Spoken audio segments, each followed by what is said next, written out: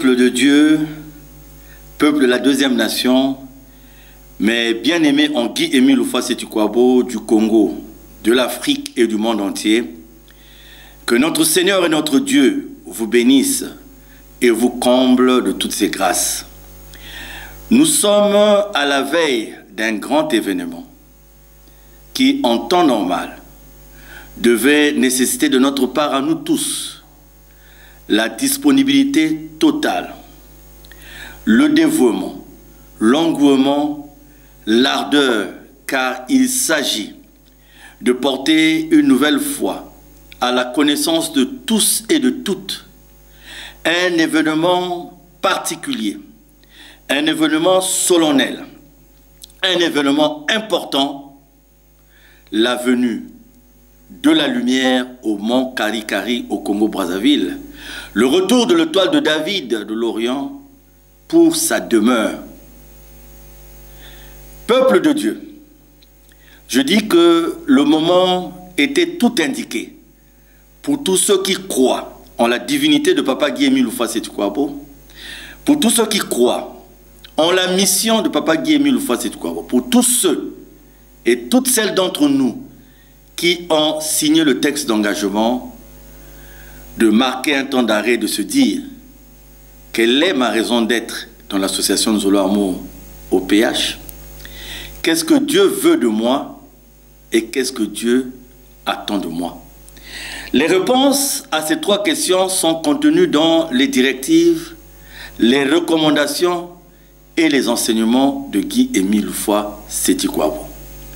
Aujourd'hui, 29 ans déjà, depuis le 20 mai 1992, la venue de la lumière au mont Karikari. Aujourd'hui, 20 ans, depuis que Papa Guy-Émile Houphouët-Sétikwabo a décidé de la tenue des grands rassemblements publics du ministère de la Prédication selon Guy-Émile Houphouët-Sétikwabo. Il serait inconcevable si, en esprit et en vérité, et si et seulement si, nous nous disons défenseurs de la mission de Guy-Émile Houphouët-Sétikwabo, il serait inconcevable qu'on ramène l'association dans les temps dont l'histoire n'a pas besoin, qu'on ramène notre association dans une période dont l'histoire ne retiendra que le temps de préparation pour les élus d'assimiler et de comprendre la véritable mission de Papa Guy-Émile Houphouët-Sétikwabo. Mes bien-aimés, nous avons connu une vie antérieure à celle que nous avons aujourd'hui grâce à Papa Guy-Émile Houphouët-Sétikwabo. Nous avons, certains d'entre nous, roulé notre bosse à gauche et à droite, expérimentant des religions, expérimentant des doctrines, expérimentant des intelligences, expérimentant des connaissances. Au moment voulu par Dieu, par sa grâce, nous sommes de différentes façons, de différentes manières, nous avons connu ce retour à la bergerie, c'est-à-dire dans le sein de Dieu. Quel privilège pour nous qui étions perdus. Quel privilège pour nous qui ne savions pas qu'était réellement Dieu et ce qui était réellement la voie de Dieu qui mène à la vie éternelle. Pour notre part, nous avons cru pendant plusieurs années de notre vie que nous avions trouvé la vérité, que nous avions trouvé le contentement de la vie, parce que nous avons été mis au contact de certaines sciences, nous avions été mis au contact de ce que nous croyons être des vérités. Mais en venant à Guy-Émile Houphouët-Sétikwabo, nous avons compris beaucoup de choses. Mais bien aimés, nous ne faisons pas une vaine publicité. Mais nous nous étonnons du fait que quand il y a des choses moindres, je dirais même sans importance, peut-être même sans impact considérable à travers le monde, on fait beaucoup de bruit, on fait beaucoup de commentaires, on en parle à gauche et à droite. Les médias ne se ferment pas, les organes de communication ne se ferment pas. Mais personnellement, je suis quand même surpris, mes bien-aimés. Surpris d'avoir rencontré un homme avec des manifestations extraordinaires. Un homme qui, du point de vue scientifique, biologique, s'est prouvé, c'est connu de tout le monde. Un homme qui est né sans nombril. Un homme qui nous dit qu'il a réalisé telle chose et les supports y sont, et c'est des choses qui vont au-delà de l'entendement humain. Oui, d'aucuns ont pensé qu'il était un magicien. Certains de mes amis aussi, quand j'ai rejoint Guy-Émile Houphouët-Sétikwabo, m'ont taxé d'avoir rejoint un magicien. Mais j'ai vu dans l'association Nzolamo OPH, mes bien-aimés, des magiciens de différentes maisons, des magiciens de différentes obédiences, mais qui tous ont été sauvés par Guy-Émile Houphouët-Sétikwabo. Alors je connais certaines maisons d'appartenance de ses frères avant qu'ils ne soient soumis à la loi du pacte, avant qu'ils soient soumis à l'appel de la mort par rapport à ce qu'ils avaient fait.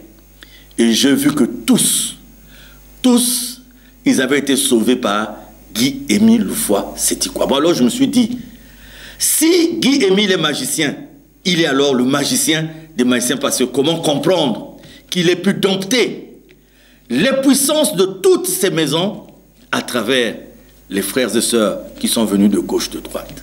On m'a dit qu'il était féticheur, qu'il était guérisseur, etc., etc. Oui, mais là aussi j'ai vu des gens dans des maladies incurables, qui ont fait le tour du monde, certains bien fortunés, qui sont allés à gauche et à droite, qui n'ont pas pu avoir gain de cause, et qui sont venus à Kibossi, qui ont rencontré Guy-Émile Houphouët-Sétikwabo et qui ont eu la guérison. J'ai un ami personnel qui se trouve aujourd'hui en Papouasie-Nouvelle-Guinée, qui peut témoigner de la grandeur de Papa Guy-Émile Houphouët-Sétikwabo au moment où on lui disait victime d'une maladie incurable, et voilà qu'il a été sauvé par Guy-Émile Houphouët-Sétikwabo. Il a été taxé de tout. Mais dans la réalité, comme l'a dit Jésus à un moment donné, de toutes les œuvres que j'ai eu à montrer devant vos yeux, de quelle œuvre m'accusez-vous? On pourrait dire la même chose de Guy-Émile Houphouët-Sétikwabo aujourd'hui, qu'il y a des gens qui vivent aujourd'hui parce qu'ils ont rencontré Guy-Émile Houphouët-Sétikwabo. Il y a des gens qui dorment en paix aujourd'hui parce qu'ils ont rencontré Guy-Émile Houphouët-Sétikwabo. Il y a des gens qui savent maintenant utiliser leur argent parce que quand ils avaient leur salaire, 2 jours après, ils ne se souvenaient même pas de ce qu'ils avaient fait de cet argent. Aujourd'hui, ils savent utiliser de façon consciente leur argent parce qu'ils ont rencontré Guy-Émile Houphouët-Sétikwabo. Il y a des femmes pour lesquelles on avait déclaré une stérilité définitive. Et il a suffi d'une parole de Guy-Émile Houphouët-Sétikwabo.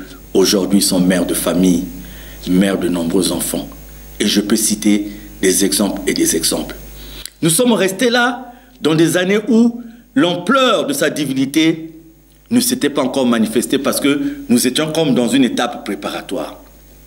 Et il y a eu Guy-Émile qui annonce la venue de la lumière.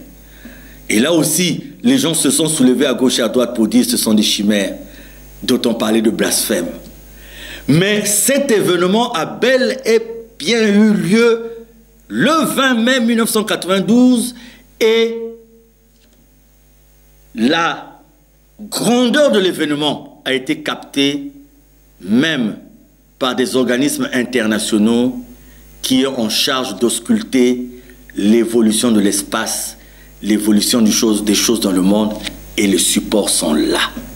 Et l'événement peut être témoigné non pas seulement par des membres de l'association de Nzolamo qui pouvaient dire qu'ils étaient là par hasard, mais c'était un plan de Dieu, dont le docteur Jean-Bernard Pakati Sambou, qui était là avec toute une équipe et qui a écrit 2 grands livres. Et dans l'un des livres, il donne les détails de la venue de la lumière parce qu'ils se sont retrouvés à cet endroit. Il y a eu aussi des habitants de la contrée. Certains sont encore vivants et sur support qui ont témoigné. Et quand on parle de la venue de la lumière, on a ces apparitions de Guy-Émile Houphouët-Sétikwabo dans la lune, dans le soleil. Ce ne sont pas aussi des chimères. Des photos existent qui ont été prises. Alors, mes bien-aimés, j'admets qu'on nous accuse de ceci ou de cela. Mais je voudrais quand même, chaque fois que la curiosité de l'homme est mise à l'épreuve, nous voyons comment les gens font des recherches. Nous voyons comment les gens se posent des questions. Qu'est-ce qui empêche à ceux-là qui font des recherches sur certains événements de ne pas en faire sur la personne de Guy-Émile Houphouët-Boigny, de ne pas en faire sur la mission de Guy-Émile Houphouët-Boigny, de ne pas en faire sur la doctrine de Guy-Émile Houphouët-Boigny? Pourquoi, de but en blanc, on veut que ce nom disparaisse? Pourquoi, de but en blanc, on veut que cette mission s'arrête? Pourquoi, de but en blanc, on ne reconnaît pas ce patrimoine important, prouvé sur support? Et Guy-Émile arrive aux vérités divines de l'heure. On pouvait peut-être se tromper sur l'homme, mais je vous ai parlé de l'homme. On pourrait peut-être se tromper sur sa mission au départ, mais de façon évolutive, quand Guy-Émile introduit certaines notions, les notions sont vérifiées. Mais bien aimé à travers le monde, même si vous n'aimez pas quelqu'un, même si vous n'aimez pas son association, mais écoutez, un seul instant, essayez de regarder la réalité en face. Ce sont des choses qui existent. On pouvait bien se poser la question de savoir, parce qu'aujourd'hui, des gens peuvent quitter de partout, venir, et nous dire qu'il y a telle croisade, nous dire qu'il y a telle campagne d'évangélisation, que les paralytiques, les boiteux vont marcher. Mais nous avons eu plus que ça. Nous avons eu des gens morts qui ont été ramenés à la vie par Guy-Émile Houphouët-Boigny. Alors, mes bien-aimés, nous n'avons pas voulu faire la publicité, mais nous sommes conscients du fait que nous avons rencontré quelqu'un qui, bien que homme de la terre, n'est pas homme de la terre. Et c'est de lui que nous voulons parler. Et quand on arrive aux vérités divines de l'heure, Dieu est noir, Jésus-Christ est africain, le jardin d'Éden se trouve au Congo-Brazzaville, la remise en question de toute l'histoire de la spiritualité, ce qui était déjà énoncé dans le code noir que vous connaissez. On arrive aujourd'hui au fait que ça soit au Moyen-Orient, en Europe, en Amérique, des éminents chercheurs viennent appuyer ce que dit Guy-Émile Houphouët-Boigny, et plus on avance dans le temps, plus on reconnaît que les vérités divines de l'heure ont une réalité, ont des supports, ont une base. Alors, mis à part nos dénominations, nous vous demandons peut-être pas de croire comme nous, mais nous vous disons quand même, qu'est-ce qui crée un rejet d'une telle personne qui n'a pas tué, qui ne fait pas la politique, mais qui est venu nous apporter des messages aujourd'hui qui sont confirmés à travers le monde entier? Est-ce que nous allons suivre la voie de ceux qui ont immolé Chimpavita? Est-ce que nous allons suivre la voie de ceux qui ont emprisonné Simon Kimbangu, des précurseurs qui sont venus donner le même message, qui est aujourd'hui dans toute sa clarté, parce que ces messages ne pouvaient être révélés que par leur propriétaire?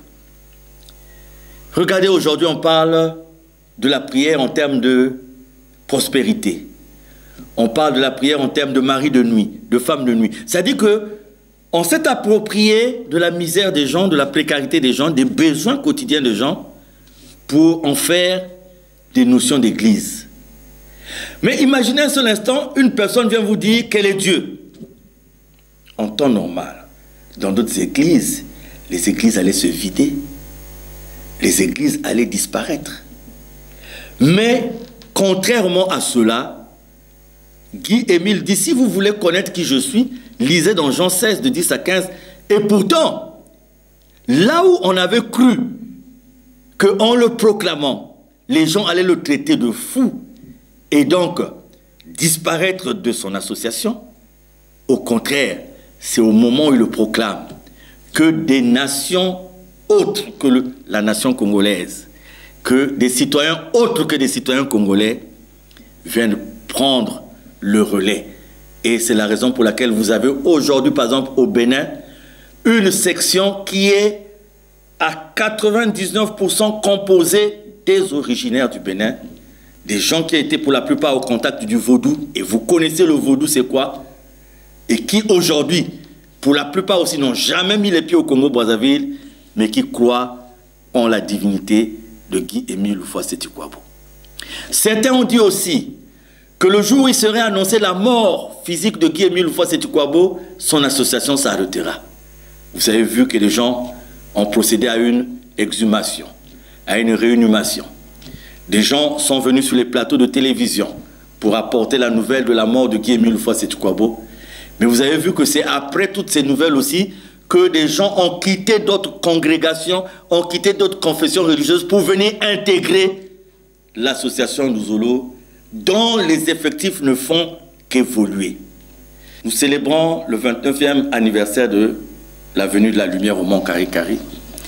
Et cela sera 20 ans, fera 20 ans, j'allais dire, que nous sommes dans le ministère de la prédication selon Guy-Émile Loufa-Seti-Kouabo.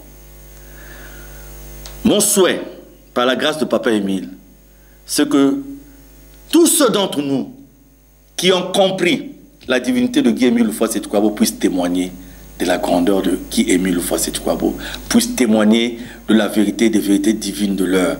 Et donc, par la grâce de Papa Émile, c'est un appel que je lance dans le monde entier, que ce mois de mai, et particulièrement la journée de demain, que chacun de nous puisse témoigner de sa raison d'être dans l'association Ndouzolo au PH. Parce que si certains ont vu, en certains d'entre nous, des gens qui sont venus peut-être en Guy-Émile par intérêt, par besoin, il en existe certainement, mais moi je sais du fond de mon cœur que nombreux sont venus parce qu'ils ont fini par croire en la divinité de Guy-Émile Loufa-Seti-Kouabo. Et à vous, mes bien-aimés, je vous demande, partout où vous êtes, d'oublier un instant ce qui salit notre association. D'oublier un instant ce qui peut contribuer à freiner la propagation des vérités divines de l'heure, parce que cette association n'est pas votre association. Cette association n'est pas mon association. C'est l'association de Guy-Émile Loufa-Seti-Kouabo. Et nous avons intégré cette association pour respecter les directives, les recommandations, les enseignements de Guy-Émile Loufa-Seti-Kouabo. Voilà ce que Dieu attend de nous. Et donc, peuple de Dieu, partout où vous êtes, donnez l'importance. Évidemment, dans la période dans laquelle nous sommes, c'est une période de pandémie de Covid-19. Nos prières seront adressées aussi à Dieu pour nous permettre de vaincre cette pandémie, de trouver les moyens de vaincre cette pandémie. Il y a déjà les moyens qui existent et les autorités partout ont mis des mesures barrières et tout ce que nous ferons, nous le ferons dans le strict respect de ces mesures barrières. Et je vous demande aussi là où vous êtes de prendre toutes les dispositions à chaque fois pour que ces mesures barrières puissent être totalement, complètement et entièrement respectées. Demain, nous voulons écouter ce que Guy-Émile a fait dans nos vies. Ce que Guy-Émile a fait d'extraordinaire. Comme il le dit lui-même, il faut montrer, le temps est venu de montrer aux gens les signes qui prouvent ma divinité. Et c'est l'effort, par la grâce de Dieu, que chacun de nous fera. Quant au reste, mes bien-aimés, notre solution, nous l'attendons de Dieu. Et nous l'attendons de Dieu. Et nous l'obtiendrons de Dieu. La solution à ce que nous vivons, nous l'obtiendrons de Dieu seul. Nous ne l'obtiendrons pas d'un papier qui viendra d'une administration et de je ne sais quoi. Et bien que nous savons que les recommandations de Papa Guy-Émile Loufa-Seti-Kouabo demandent le respect de toute autorité établie. Et c'est ce que je vous demande, et c'est ce que je n'ai cessé de vous demander, de toujours privilégier l'ordre, de toujours privilégier la paix. Le reste, Dieu s'en occupe. Au moment où vous faites des efforts pour propager les vérités divines de l'heure, s'il se trouve qu'il y a d'autres frères, d'autres sœurs qui font des efforts pour freiner la propagation des vérités divines de l'heure, vous saurez alors que à l'ouverture de la belle cité du Mont Carré en 1995, Papa Émile a dit qu'il y a les enfants de Dieu. Mais au milieu des enfants de Dieu, Satan a aussi mis ses enfants. Et le moment est venu de les connaître parce que pendant que nous faisons des efforts, nous nous mobilisons pour parler de Guy-Émile Houphouët-Sétikwabo, de son association, des vérités divines de l'heure, il y a d'autres parmi nous qui portent la même marinière que nous, qui terminent leur prière par les mêmes formules que nous, mais qui se lèvent pour chercher à barrer la route aux vérités divines de l'heure. Il faut remettre leur cas entre les mains de Dieu, parce que le travail que nous faisons n'est pas de nous, mais c'est le travail de Dieu. Et la prière que nous disons à Dieu, Dieu, c'est ton association. Dieu, c'est ta divinité. Nous sommes des humains et nous remettons le tout entre tes mains. Dans moins de 72 heures, ou dans 72 heures, nous allons mettre à votre disposition des informations graves qui vont vous prouver que ce qui a alimenté le conflit dans notre association n'était que arrangement de certaines personnes. Dieu est Dieu et passons la fête du 20 mai dans la joie, dans l'allégresse, parce que nous allons vous donner des très grandes informations que nous avons recueillies par la grâce de Dieu, support à l'appui, des informations qui sont en notre possession à nous 6 actuellement pour l'instant. Nous sommes 6 à être entrés en possession de ces informations par la grâce de Dieu et nous n'avons pas voulu les publier pour donner de l'ampleur à la fête du 20 mai et nous vous rassurons qu'après la fête du 20 mai, nous mettrons ces informations, vous êtes pour vous déjà convaincus, mais nous mettrons ces informations à la disposition de l'opinion nationale et internationale pour comprendre que ce que nous disions depuis le départ était une vérité et Dieu nous a aidés à recueillir ces informations. Quant à nos frères, nos sœurs, qui veulent aider notre association à s'en sortir dans ce que vous connaissez, ce que je peux vous dire, c'est d'avoir la crainte de Dieu. Parce que vous verrez dans le jour à venir, par rapport à ce que nous allons vous donner, que si ce conflit a perduré, c'est certainement la volonté de Dieu, parce que Dieu sait à quel moment il faut sonner la fin de la récréation, mais c'est parce qu'aussi il y a des gens qui ont cru qu'ils pouvaient, à travers notre association, se faire des poches, se faire de l'argent, parce que quand vous voyez bien, depuis que ce conflit a commencé, il y a des gens qui ont construit des maisons en profitant de ce conflit. Il y a des gens qui ont acheté des voitures en profitant de ce conflit, parce que le Zolo, à un moment donné, était devenu comme une vache à lait. Mais le Zolo n'est pas un problème des Congolais, le Zolo est un problème du monde entier. Le Zolo est un problème de Dieu. C'est pour ça que nous avons la conviction que notre Dieu sonnera à la fin de la récréation.